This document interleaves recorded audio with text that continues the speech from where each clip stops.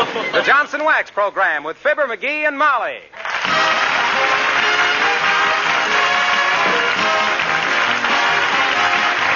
The makers of Johnson's Wax for home and industry present Fibber McGee and Molly, written by Don Quinn, with music by the King's Men and Billy Mills Orchestra.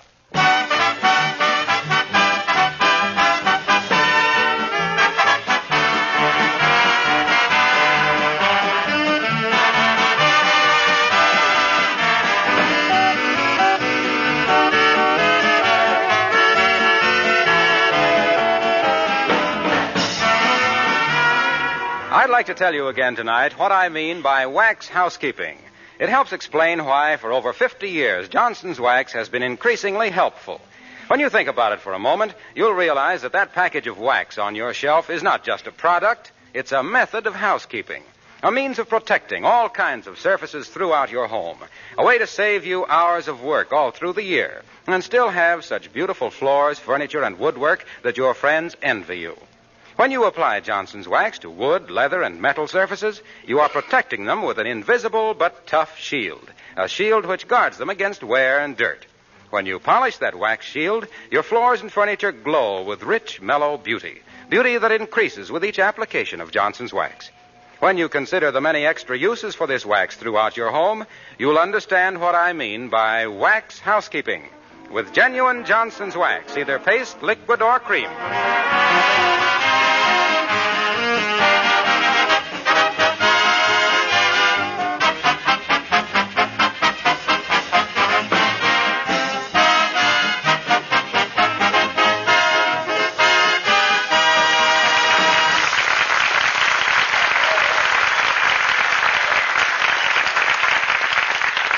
Once upon a time, there was a certain relative named Aunt Sarah. Aunt Sarah was in the chips. She was a Tootsie with a roll. She had bigger diamonds than Wrigley Field and the Polo Grounds, and a greenish complexion from peering into safe deposit boxes. And like lots of people with all that moolah, she was tighter than a bullfighter's pants. She spent her life visiting with relatives. And guess who she plans on staying with now? Right, Fibber McGee and Molly.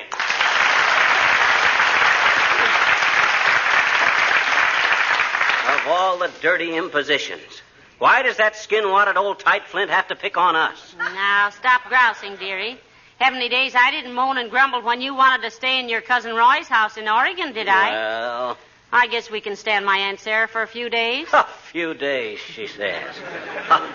Mark my words, baby. You let that penny pincher get a toe in the door, and we got a house guest till the termites chew it down. Well, I'll admit she wouldn't be my choice for a permanent guest, but she's just a lonely old lady, and she's welcome to stay here a while. Lonely my clavicle. If I had her folding money, I'd have more companions than the Curtis Publishing Company. People who like you for your money aren't apt to be very good company. People who are on the make for your dough are the best company in the world. They'll do anything to make you happy. Well, anyway, she's coming. We can't do a thing about it, except make her feel at home. Now be nice to her. Oh, I'll be nice. Little Lord Fauntleroy. Pardon me, Mrs. Gotrocks, I'll say. Pardon me, but your deposit slip shows.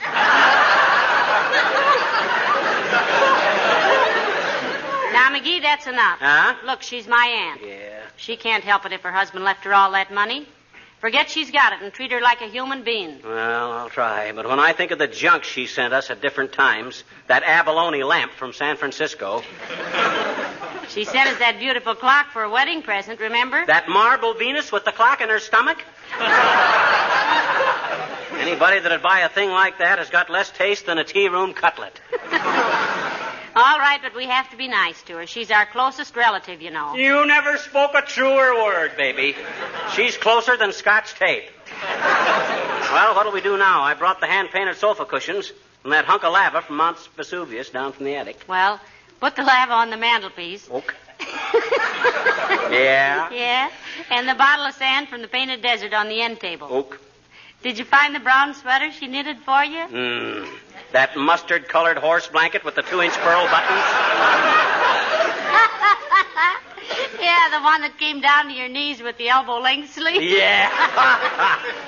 Couldn't you let her see you wear it for just a little while? I wouldn't be seen in that Olson and Johnson costume for all the sea. Oh, hello, Alice, dear. Hello, Mrs. McGee. Hello, Mr. McGee. Creepers, what have you been doing to the living room? I never saw so much junk. Junk, my dear girl, is the kindest thing you could say for it. This is all the stuff Molly's Aunt Sarah has given us at different times from different places. Oh. She's coming tomorrow to stay with us a while, and we want to make her feel at home, Alice, dear. Yeah. Any of this Rube Goldberg collection you want for your hopeless chest, kid, just speak up. Maybe Alice would like that little bottle of water Aunt Sarah sent us from Niagara Falls. Oh, is it hard water or soft water? What difference does that make? Well, none to me, but my cousin went over Niagara Falls in a barrel once, and I just wondered if it was bumpy. I think your cousin must have been a little bumpy after McGee. Would you like to have this thing, Alice? Aunt Sarah sent us that from the Mammoth Cave. What is it? It's a stalemate. Stalagmite. What do you mean, stalagmite? Stalagmite means like when water gets stale from not being rained into all summer. No, Mr. McGee, that's stagnant. Oh, yeah? Well, then what does stalemate mean? A stalemate is a husband who never takes you out to dance or anything. I know exactly what you mean. Okay. Let it go. I just hope Aunt Sarah won't get on your nerves too much, Alice. Oh, we'll get along all right, Mr. McGee. Isn't she the aunt with all the money? She's very well off, I guess, Alice. I think that's why McGee dislikes her. You know how 'tis. The ain't-gots always throw rocks at the gots. That is not why I dislike Aunt Sarah. I dislike her because she talks so much you can't get a word in edgewise. She's a regular filibuster. Oh, what's a filibuster? Well, that's when you give somebody the floor and they hit you over the head with it. That woman is so... What? Hey, what you looking for, Alice? Well, that picture. What picture, dear? Well, didn't you used to have an oil painting of Aunt Sarah hanging right over the piano? Oh, my gosh. The oil painting. Where is it? We gotta find it. Run up to the attic, McGee. I looked up there. It isn't there. Try the garage. It ain't in the garage. I cleaned that out last week. Oh, this is awful. We gotta find that Well, picture. I think I know where it is. Where? Alice? Where? Right in here in the hall closet.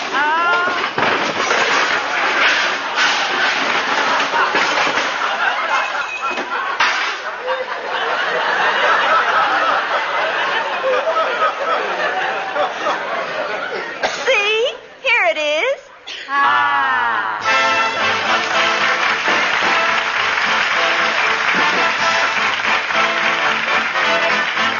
Billy Mills and the orchestra play Anitra's Dance.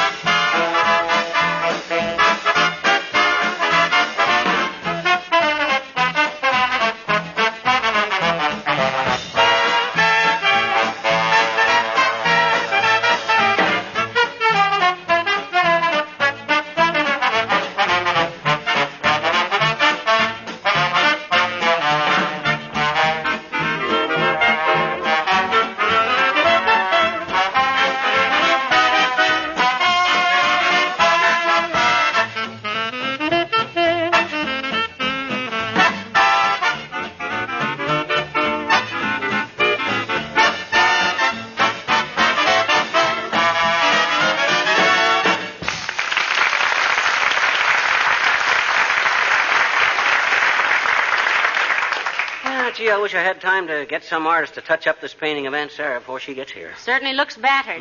What are all those little holes in it? Well, we had it in the basement last winter, and Billy Mills and I didn't have any target for our dart game, so... What? You threw darts at Aunt Sarah? Mm-hmm. Yeah, you see where I got her? Right here in the beezer? I scored 75 with that.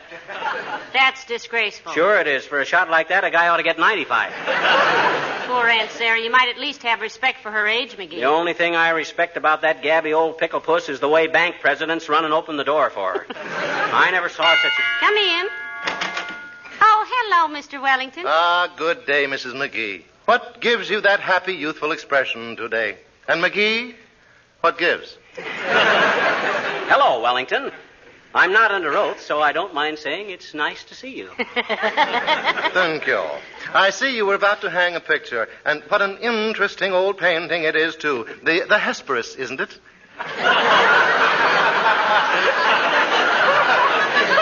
It is not the Hesperus, Mr. Wellington. That is an oil painting of my Aunt Sarah. Natural mistake. Quite a natural mistake. You can ring up no sale for either one of them. Was there something we could do for you, Siggy? On the contrary, old man, there is something I can do for you. What's that? What's that, Mr. Wellington? You will perhaps recall that last Saturday evening, when you attended the Bijou Theater, seats 12 and 14, row G, left aisle, that you experienced some difficulty, some small difficulty, with the popcorn machine in the lobby. If by some small difficulty, Wellington, you mean that pile of junk that grabs your dough and hasn't given up a grain of popcorn since Lloyd Hamilton threw his last pie, you're right. McGee put a nickel in the machine, held his hat under the spout, and nothing happened, Mr. Wellington. Yeah, so I swatted it with my hand. I kicked the bajunior out of it with my foot. And then I complained to the usher, and he insulted me. He says I probably put a phone slug into it. The nasty little quisling. I know. It might please you to hear that we now have a new usher taking his place. Oh, I'm sorry, Mr. Wellington. I'm sure the boy meant well. Oh, he did indeed. In fact, I have made him assistant manager. For insulting a patron? No, for guarding the machine until we could get your phone slug out of it. Permit me to return it. Well, what do you know? Just enough to keep an eye on you hereafter. Good afternoon, Mrs. McGee. And the balance of the day to you, Nightcrawler. If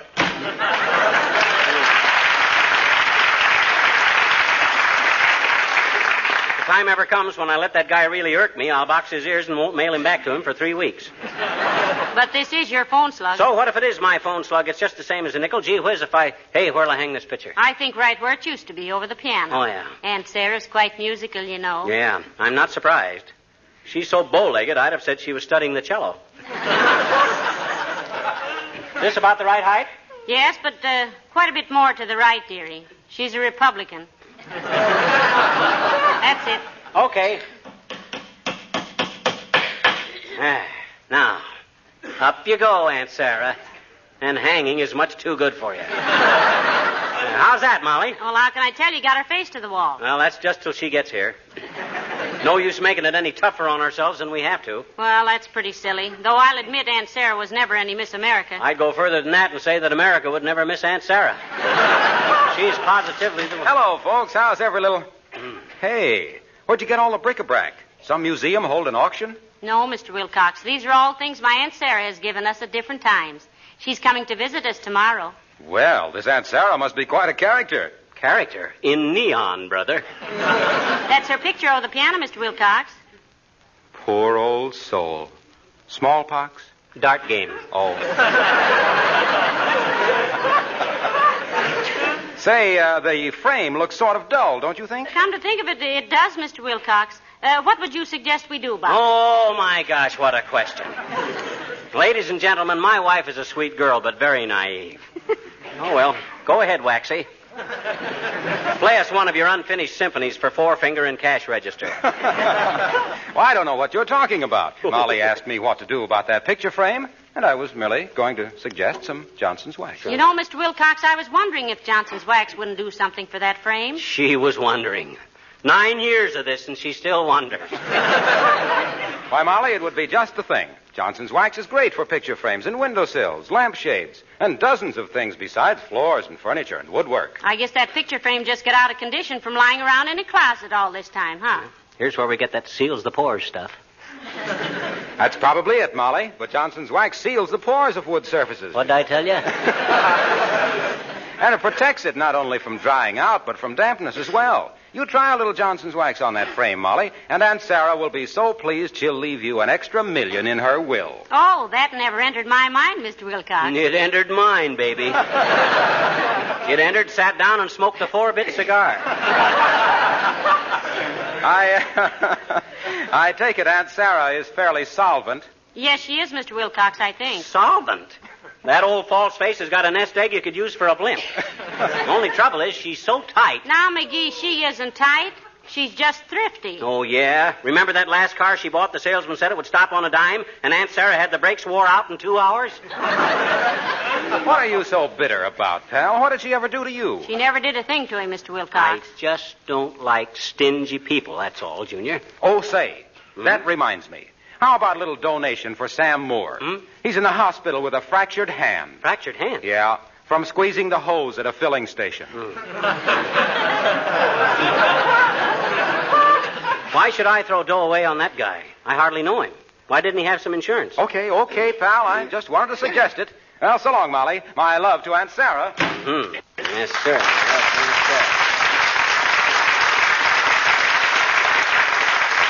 You know, Molly, really, that woman is so tight. You know, she's so tight she has to walk slow or she heats up. Is this Sam Moore a friend of yours? Oh, I've known him for several years. You know, one of these days, Aunt Sarah's going to go on a spending spree, and the country's going to be flooded with 30 or 40 Indian pennies. Look, McGee. Huh? If you can stop ranting about how tight Aunt Sarah is, you might realize that you're about as open-handed as Joe Louis in Round One yourself. What you mean? I mean, you call other people stingy, but when you're asked to throw a little money on the drum for a sick friend, you cool off like a night watchman's coffee. Why, Molly, do you mean to say that my refusal to detract from Sam Moore's self-respect by giving him charity might be construed as stinginess? It will not only be construed as stinginess, dearie, but the word will flash around the cigar stores that Fibber McGee is the back end of an Oxford. You mean a heel? Yes. Hand me my checkbook. Here, and while you do that, I'll run upstairs and look over the spare bedroom so Aunt Sarah will be coming. Okay. There goes a good kid. Lots of family loyalty there. Won't listen to a word against Aunt Sarah, even when she knows she's an old miser. Not that Aunt Sarah is unpleasant to be around. She always smells slightly of mint. Even so. Come in. Hi, mister. Oh, hello there. Say, how old are you, sis? 6, going on 6.5. 6 years old, huh? Mm-hmm. How many years is it you've been dropping in here to visit with us? 9 years.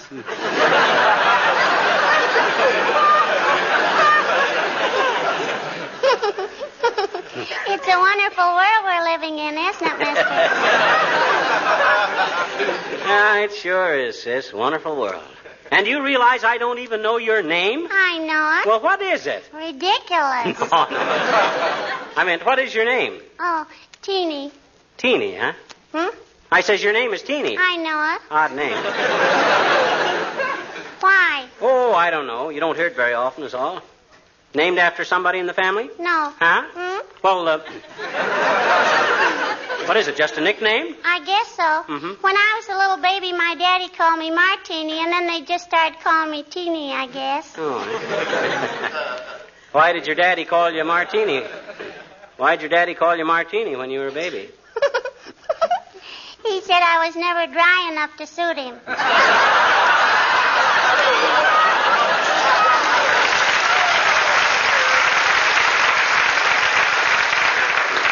Yes, I see. Never mind. How'd you get your stockings all torn like that? I fell down. Mr. Underwood was chasing me and Willie Toop. Willie Toops and me. Gee, what was he chasing you for? He wasn't chasing me. What was he chasing you and Willie for? We rang his doorbell by mistake. What do you mean by mistake? We thought he was upstairs, but he wasn't. Now, you look here, sis. Mr. Underwood's a fine man. Maybe a little too dignified, but a fine man. You know, he used to be United States Minister to Venezuela. Oh, I bet you he wasn't. I bet you he wears a necktie. No. You're thinking of another kind of minister, sis. I mean, he used to represent our country in Venezuela. Oh? Now, then you treat him with a little more respect. You understand? Sure. What'd you say he was, mister? Our minister to Venezuela. Minister. Just keep that in mind. Okay, minister. Yeah, that's it. Now, when you learn a new word like that, Tina, you try to use it till you get used to it, see? Oh? Yeah. After that, the word is a regular part of your constabulary. Vocabulary. Yeah. Now, you think you know how to use the word properly? Sure. Okay, go ahead and use it. Okay. It is now 20 minutes to 3, and I gotta scram home. So long, mister.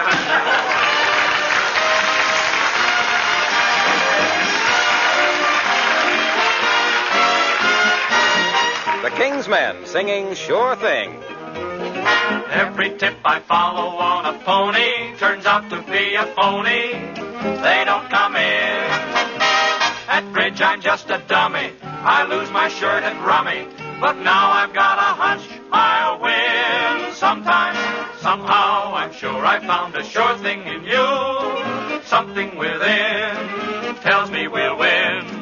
Somewhere my heart has picked you out of the blue. And since I'm only a beginner, a winner I'll be.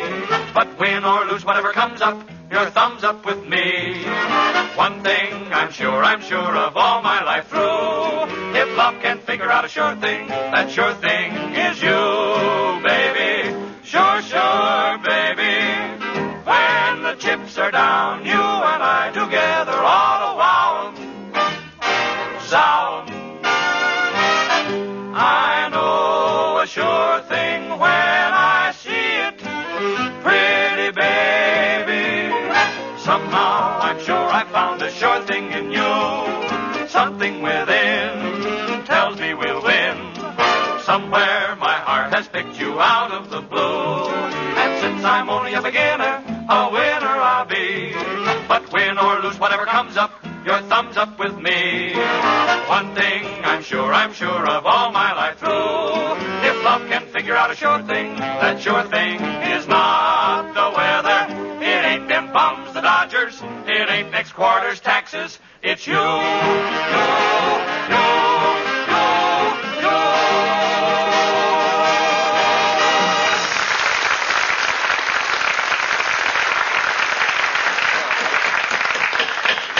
There. How's that, Molly? Looks very nice, dearie, but isn't it a little crooked? Push the bottom of the picture to the left. It's too far that way now. It needs to go this way. No, McGee, that's way off. What do you mean way off? That's perfectly level. Why, you tips like a counterfeiter in a nightclub. Well, what'll you bet? We'll prove it by Beulah. Okay. Oh, Beulah. Somebody ball for Beulah?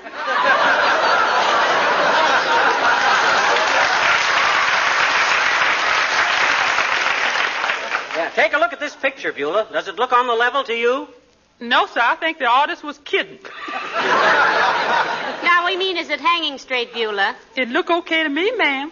Besides, it don't matter much. Every time a truck go by, every picture in the house go cockeyed anyway. Well, I guess you're not much of a consultant on dynamic balance, Beulah. You got no sense of symmetry. No, sir, but that would be a real good place for it. What would be a good place for what? The symmetry would be a good place for that picture. I'm telling you, that's the deadest looking picture I ever did see. Good idea. We'll stick the ace, king, and queen of spades in the frame and bury it with simple honors. Buried with simple honors. Look at you,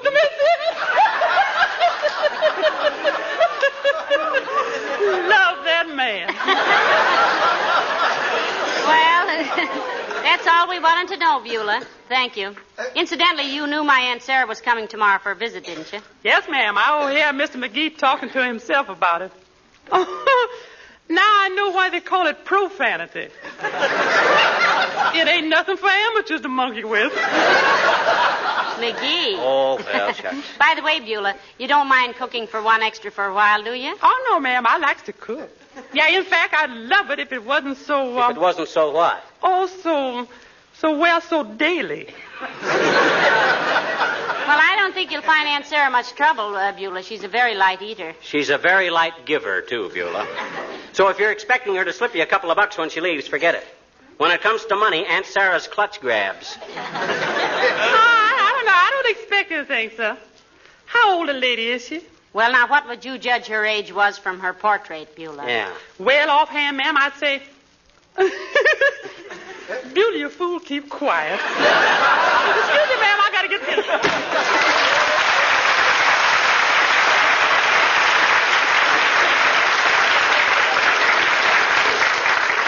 Incidentally, how old is Aunt Sarah? Well, she claims she was Admiral Dewey's godmother, dearie, so draw your own conclusions. Probably attended the Boston Tea Party disguised as a slice of lemon. I always... Oh, dear, Aunt Sarah's picture fell down again. Well, it's just like the old war horse. You never know when she's going to drop in on you. I think I'll just get a couple of 10-penny nails and put them right... Come in. Hello, Dr. Gamble. Hello, Molly. Hello, Ambitious. Hello, butcher boy. What are you wandering around town for? Medical Association finally catch up with you? No, I'm still fooling them.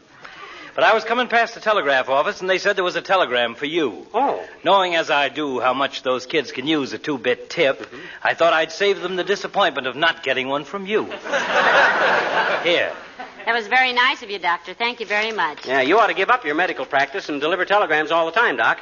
That way you could give people a lot of bad news without being personally responsible for it.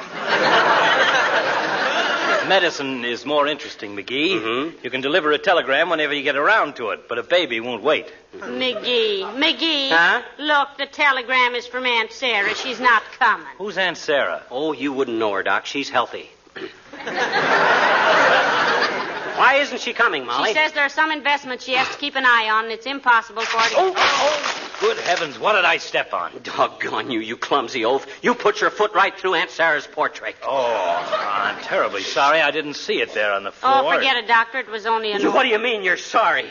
You big hayfoot. Yeah, but You think you can come busting into people's house and start kicking priceless works of art around and get away with it? By saying I'm sorry? But, my dear boy, I assure you... Don't dear boy me, you silly astigmatic ox. My gosh, the only picture we had in the world of Aunt Sarah.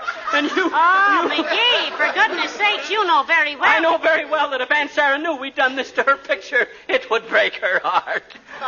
Poor lonely old soul. Why, I thought of as much of that portrait as I did of Aunt Sarah herself. All right. I told you I'm sorry. What do you want me to do, dig up Da Vinci and tell him to fix it? When I think of those dart games in the basement... What good does it do to say I'm sorry, you big pachyderm? No. Does that restore this valuable work of art? Does that calm the feelings of a dear, sweet old lady who trusted us with the things she loved most in the world? This priceless painting? Why, gee whiz. Oh, stop it, will you? Huh? Here's $50. Get it restored, but stop moaning about it. If it costs any more, let me know. Good day. Why, McGee, how could you ever? What's so funny? $50. Imagine that. We finally got some dough out of Aunt Sarah. This is ridiculous.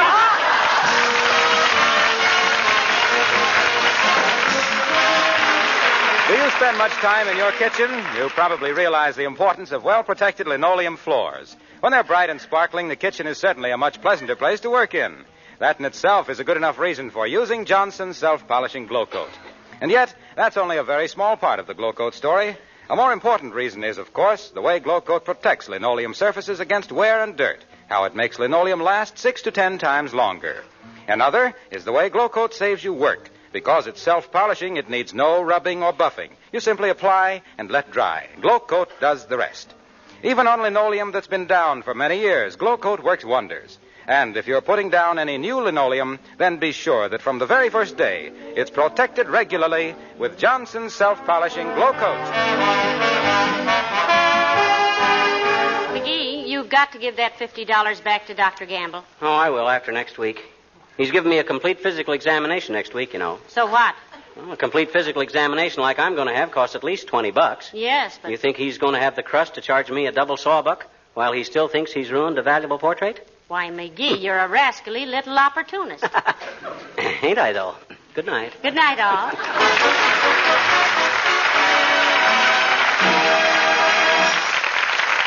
The character of Mr. Wellington heard on this program was played by Ransom Sherman. This is Harlow Wilcox, speaking for the makers of Johnson's Wax for Home and Industry, and inviting you all to be with us again next Tuesday night. Good night. This is the National Broadcasting Company.